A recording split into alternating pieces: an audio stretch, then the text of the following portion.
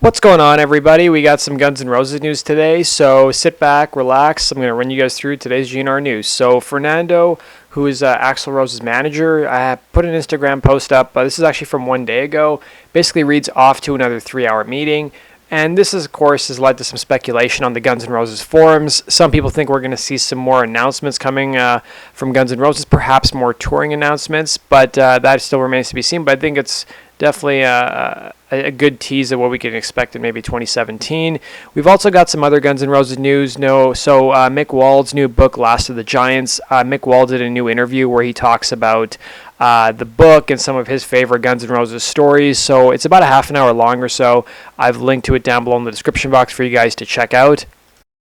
I have a new tweet from your favorite guitarist of all time, DJ Ashba. He wrote, "I think it's time I write a book on my demented life story and all the trials and tribulations that I had to endure to conquer my dreams." I think some people are speculating it's going to be called Ashba Swag, but you know what? I think he may have some interesting stories about how he got recruited to join Guns N' Roses, the whole rehearsal process, and if he had any interesting stories from his time with the band. I know he's probably not a personal favorite of a lot of Guns N' Roses fans, including myself. But you know what? I think if he released a book, I might just take a sneak peek at it and see, like, okay, I would only care about the Guns N' Roses stories. I don't know if people really care about any of the 6 a.m. stories. But let's go on to the other Guns N' Roses news for the day. So there was an interview on YouTube. It showed up this weekend. It got removed from YouTube, unfortunately, so I couldn't save the link. But it's with an interview with one of Axl's producers for Chinese Democracy, Sean Beaven. He'd worked with Axl during the late 90s. They worked on Oh My God and a bunch of other songs off Chinese Democracy. And he was basically being interviewed, and he said he had a great time working with Axl. He said one of the funny things about Axl, and this is another interview where he reiterated the same thing. He said that Axl, whenever it comes to doing the vocals for a song, he would warm up by telling jokes and sort of doing a stand-up performance. So he would spend 20 to 30 minutes just making jokes, and that was it.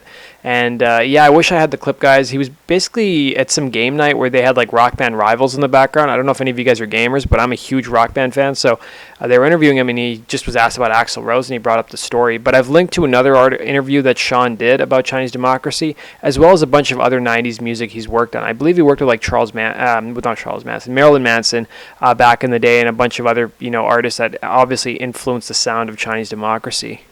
And then Slash posted this photo on Instagram and on his other social media sites. Apparently Slash is not a big fan of New Age music, and it led someone on the Guns N' Roses forums to bring up, some of the writing on the Use Your Illusions album. I didn't even remember this on Use Your Illusion 2, but Guns N' Roses had this message on the album that basically told people, this album contains language which some listeners may find objectionable. They can F off and buy something from the New Age section.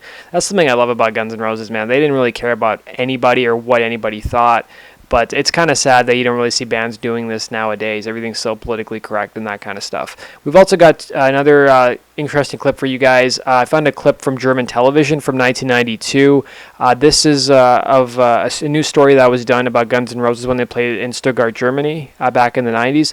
There's a little bit of I wouldn't know if I would call it pro shot footage, but it's pretty good footage from the gig. There's a couple minutes of them playing It's So Easy, so I've linked to the performance down below. I also want to let you guys know that there's a really great performance from a 1993 show Guns did towards the tail end of the Use Your Illusion tour. They played a show in Paris, and it's kind of funny. They played Paris twice in 2 years, but they played in a smaller venue in 93.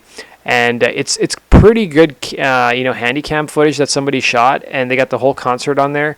And I've linked to it down below. If you guys haven't watched that concert, it's a pretty good concert. You'll notice that during some of Slash's solo sections, that some of the solos and guitar parts he's actually playing, some of that stuff appeared on his 2010 album, his self-titled 2010 album, where he had all the different singers on it. So that does it for today's Guns N' Roses news, guys. I hope you enjoyed that. Let me know your thoughts. And as always, guys, make sure you subscribe for the latest Guns N' Roses news. Take care.